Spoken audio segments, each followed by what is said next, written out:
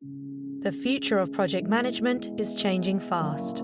On Projectified with PMI, we'll help you stay on top of the trends and see what's really ahead for the profession and your career. For an easy way to stay up to date on Projectified with PMI, go to iTunes, Stitcher, Google Play Music, or pmi.org/podcast. Hello, I'm Stephen May, and this is Projectified with PMI. I'm here with my co-host Tegan Jones, and today we're discussing trends in cybersecurity. One big trend that's increasing cybersecurity risk is the rise in complexity. The more complex systems and technology become, the more security vulnerabilities could be introduced. And when change is happening fast, it's tough to see where virtual doors may have been left unlocked. That means the digital transformations a lot of organizations are going through or have recently completed open them up to a whole new world of potential cyber attacks. Whether they've moved to the cloud, integrated the Internet of Things, or just trying to manage the flood of personal devices being used on their networks, there's a lot for organizations to worry about. There really is. And one of the top threats that organizations are facing this year is coming from ransomware. So ransomware, if you're not familiar, is malicious software that hackers use to deny access to a computer or a system, effectively kidnapping it until a ransom is paid. So we've seen hackers lock up everything from an electricity company's network to hospital computer systems, really anything they can get their hands on in order to get a payday. And these attacks are wildly effective. So according to software company Masergy, ransomware is on track to cost victims $11.5 billion in damage in 2019. And as these types of attacks have become more commonplace, more organizations have purchased cyber insurance to potentially reduce their liability if a breach does occur. I think this trend speaks to a real fear and a real need in the marketplace, and that's probably because threats are coming from so many different directions. In fact, one of the biggest risk factors every organization has to manage right now is its own employees. Yeah, that's true. And a lot of times, team members don't even know that they're introducing a threat. Yeah, I served a global financial services company that regularly sent employees fake phishing messages to determine employee vulnerability, but also to help employees develop their own ability to spot cyber risk. I think it was a good idea because these risks have become so real and so common. And that's why project teams need to work with their cybersecurity counterparts from the start of any new initiative. And that's something we heard a bit about from Kimberly Valentine, the program manager for the Office of the CISO at the Brunswick Corporation in the U.S. Kimberly talked about how she's integrating cybersecurity into the project planning process and how she's helping people across the company see that cybersecurity has to be everyone's responsibility. We're also going to hear from Greg Touhill, who was the United States' first CISO, or CISO, during the Obama administration. Greg is also a retired Air Force Brigadier General and currently the president of Cyxtera Federal Group in Washington, D.C. We discussed what he learned during his time in public service and the biggest cybersecurity threats he's seeing today. We'll get to that conversation later in the episode. First, we're going to hear from Albert Torres, a cybersecurity program manager at Lockheed Martin in San Antonio, Texas, in the U.S. Albert outlined how easy and how common it is for cloud-based projects to introduce security risks, as well as what organizations can do to protect themselves. So let's go to him now. The latest and newest vulnerability really would be cloud-based. And those are projects that create many new benefits for companies looking to either migrate existing applications or create new cloud-based applications, but it can also expose new vulnerabilities as well. Probably the single biggest cybersecurity risk that arises from new cloud projects is in the area of security misconfigurations. There are so many settings in so many areas that can introduce new cybersecurity risks. It used to be if you misconfigured something, most people still couldn't see it because most of your clients were probably internal, and so there wasn't a lot of visibility to it. But now when we're putting more and more applications in the cloud, well, the visibility is worldwide at that point. And so if you had a small mistake in the past, it's only larger now because you're on a bigger stage. And needless to say, the stakes are very high. So misconfigurations can happen to a small company and large companies because, again, there's so many different areas and so many different configurations, security settings that we need to be aware of. Lots of times we need to ask, what type of data are they working with? Where does the data reside? Where is it moving to? And who all would have access to that data? And then also understanding not only the movement of the data, but who has what access to it, whether it's going to be internal or external.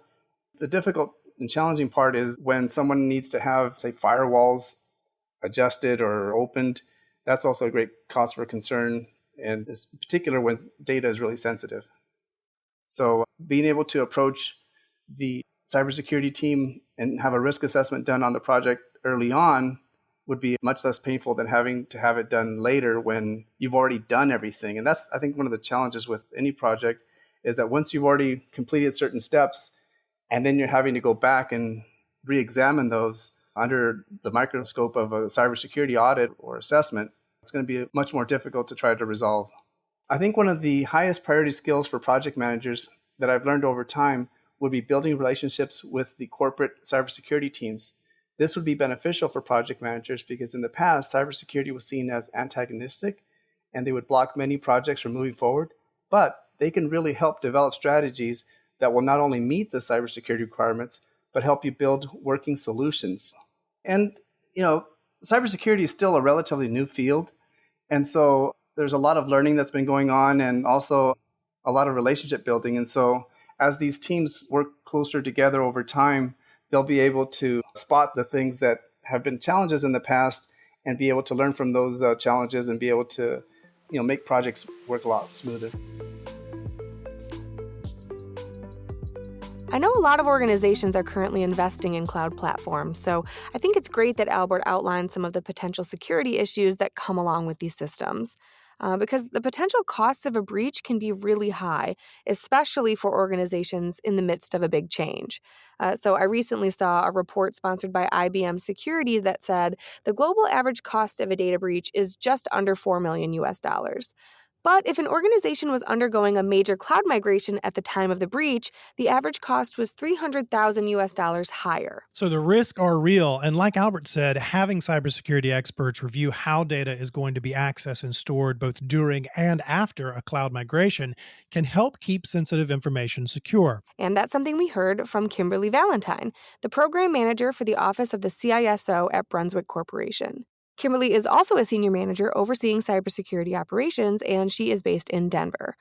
So Kimberly has been working to integrate cybersecurity reviews into the project planning process, and she's had a good deal of success so far. I'm interested to hear how she's changed people's habits and gotten them to take on extra work that sounds, frankly, quite technical and could be intimidating to some. Our contributing editor, Hannah Schmidt, has the full story. Let's go to her now. Kimberly Valentine was with IBM for nearly 20 years before she took a job with Brunswick in 2018. As a lifestyle and recreation company, Brunswick had a different culture and a different approach to cybersecurity. A technology company like IBM, we're building secure technology from the ground up and thinking about that the whole time. But when you move into other sectors, they maybe have not had the time or maybe the awareness to start thinking of cybersecurity across the entire enterprise or across all of their processes. As I was listening to project management meetings of new projects and technology that were moving through the pipeline, I would raise my hand and say, has cybersecurity signed off on this? Do they need to review this? So Kimberly started working with Brunswick's project management offices to get cybersecurity experts involved earlier in the planning process. You need to sit down with those different PMOs, and they may have a checklist or some sort of initial planning series of steps. Just looking at that with them or saying, hey, we need to add cybersecurity into your checklist before that project kicks off. So the project manager knows that this could elongate the timeline of that project. It could add some extra costs, definitely some cycles for review and approval. Getting teams across Brunswick on board with this change has taken a lot of collaboration and a shift in culture. Sometimes we can be looked at as the office of no, and that's not who we want to be. We do want that project to get through successfully and on time and under budget if possible, but it's definitely just more marketing and education and awareness across the whole enterprise culture. And you get the buy-in because they just realize it is important, but it takes time. Kimberly says this upfront step is improving security across the company's projects and helping everyone at Brunswick become an extension of the cybersecurity team. I would say we're doing really well. Yes, we're very close. We definitely get engaged because somebody else heard something and they said, oh, you better go check in with that cybersecurity team. If you haven't already, they're going to want to look at this. So that's been very helpful. Changing an organization's culture is always a challenge, but I think Kimberly made a great point that a cybersecurity expert is a great asset for any project team. While it might require making some changes early on, finding security risks on the front end of a project is way better than seeing those risks exploited after a project ends. That's so true. And building a team of people with the right skills can help make that process a lot smoother. That's something I discussed with retired Air Force Brigadier General Greg Touhill. Greg is the president of Cyxtera Federal Group in Washington, D.C., and he had the honor of being the United States' first CISO under President Barack Obama. That position was created after a cyber attack on the U.S. Office of Personnel Management compromised millions of personnel records. Greg was charged with strengthening cyber protections and anticipating and defending against future threats. And now he's using that experience to inform his work in the private sector. Greg certainly has a very unique background, so I'm interested to hear his advice on how organizations can prevent the types of innovative cyber attacks that we've been talking about today. So let's go to that conversation now. Greg, when you served as the Chief Information Security Officer for the United States under the Obama administration, you became the first CISO in the country's history. Why was the position created at that time, and what was the mission? Well, in the aftermath of the OPM breach and several major issues that we had across the United States government, in both the .gov as well as the .mil, we created a cyber national action plan to address a lot of the shortfalls that we had identified, as well as to look for other areas where we could facilitate an intelligent digital transformation that had security upfront in the process, as opposed to an afterthought or a reactionary approach. And at the top of the list for the Cyber National Action Plan was the creation of a Chief Information Security Officer to choreograph all the different activities that were associated with implementing security across the enterprise. And we focused on .gov initially because that's where our greatest risk exposure was. But really, as we take a look at what we were trying to do by creating the United States government's Chief Information Security Officer was to better manage our risk. Prior to that role, you, of course, served as the Deputy Assistant Secretary for Homeland Security and Communications, so you were not new to the space. But as you reflect on that and think about what you've learned during that period, what have you carried from there into the work that you're doing now? As I pivoted to the private sector, upon my retirement from active government service, I kept on seeing the same things in the private sector that I saw in the public sector. First of all, while defense in depth is great, complexity remains the bane of security. And from a defender standpoint, we have layered old, antiquated technology and kept on piling on and piling on and piling on new controls and countermeasures. And it's gotten to the point that for our defenders, that the environment that they're trying to operate has become too complex for the average cyber operator to operate. And the result is, with that complexity, is things get missed. And that causes problems from a defensive standpoint because it increases your risk surface and your attack surface where folks can come out and attack you. So what we need to do is really declutter. We need to make our defenses simpler and less complex. And I think the results will be that you're going to have better security, you're going to be more effective, efficient, and secure, and you're going to require less people to do that mission set. So, Greg, you've come out of a rich career in cybersecurity, starting with the Air Force and moving into these very significant and groundbreaking roles in the U.S. government. And I believe you've also had a significant window into the private sector.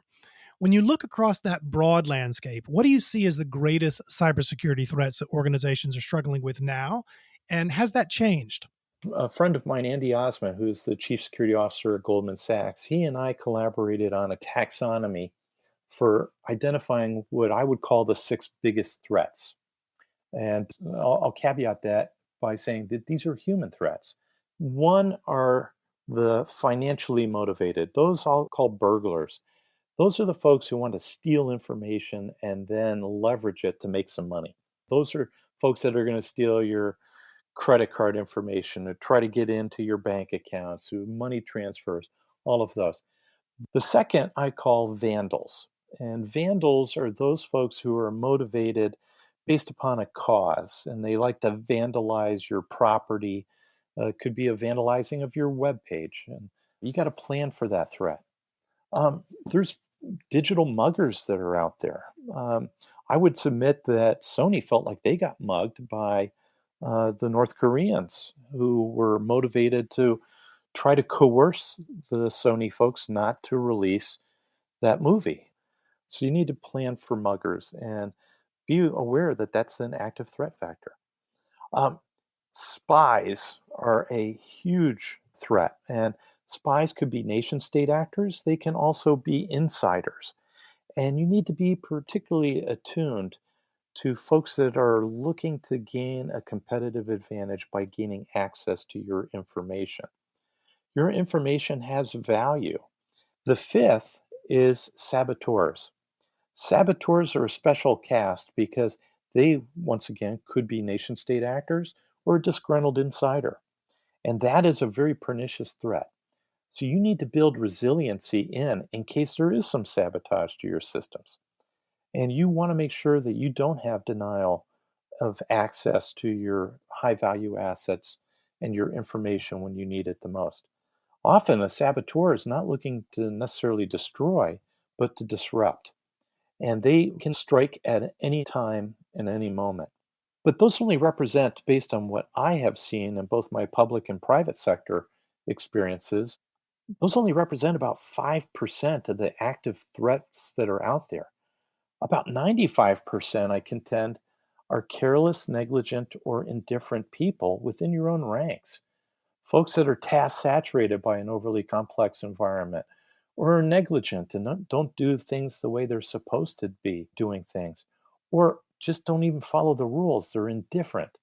So I think careless, negligent, and indifferent personnel are every leader's challenge and represent the greatest threat environment that we're seeing right now.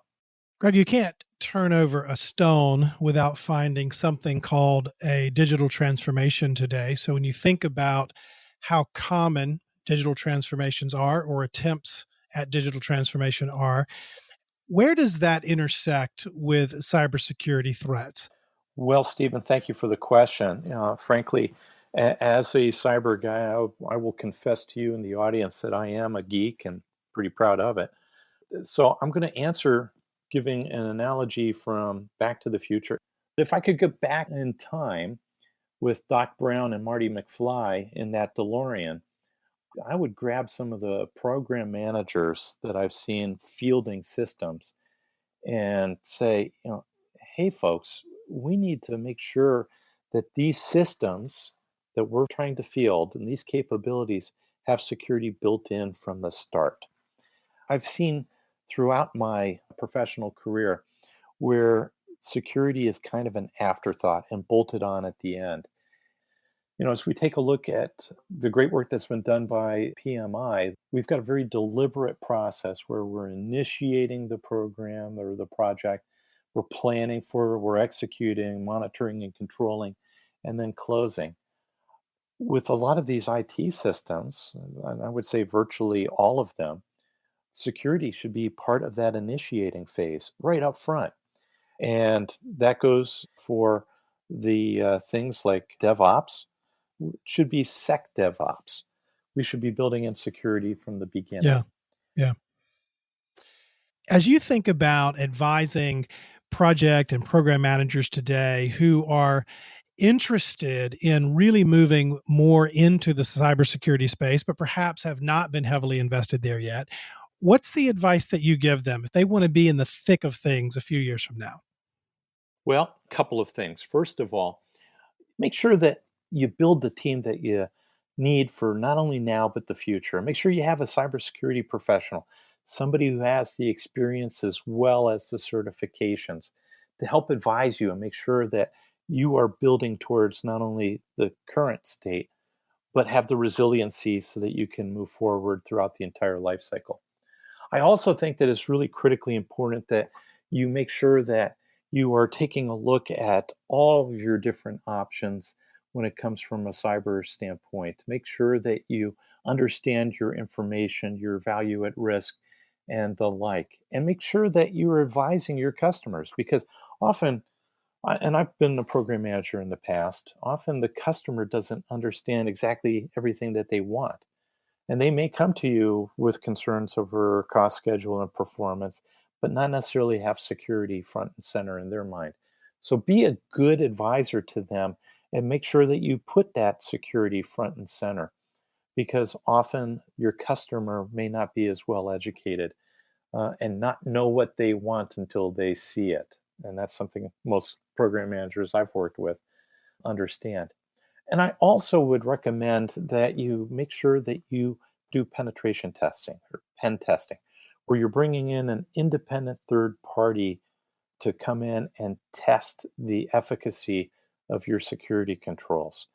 I don't want to field any particular system that can't withstand the different threat environments that are out there.